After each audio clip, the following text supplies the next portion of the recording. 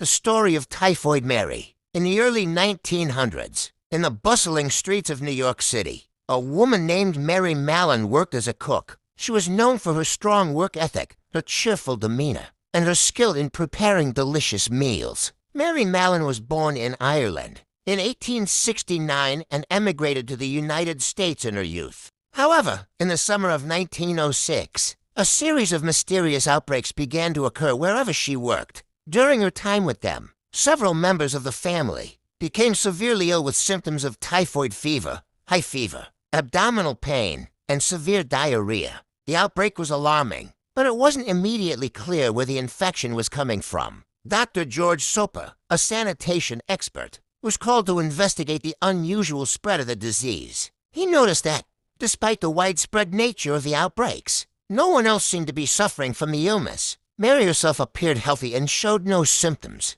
yet she had been in contact with all of the sick people while preparing their meals. Dr. Soper began to suspect that Mary might be a carrier of the disease, a person who could spread the bacteria without showing any symptoms themselves. She resisted, but Dr. Soper's suspicions were confirmed when a stool sample from her tested positive for the bacteria. When Mary was informed of the results, she vehemently denied being a carrier of the disease. In 1907, Dr. Soper urged health officials to quarantine Mary Mallon to prevent further outbreaks. She was forcibly removed from her job and placed in isolation on North Brother Island, a small island in the East River, where she was kept under detention for 3 years. During this time, she was tested regularly, and it was confirmed that she continued to carry the bacteria. Eventually, Mary was released from quarantine in 1910 under the condition that she would never again work as a cook. However, she violated this agreement and returned to cooking under a new alias.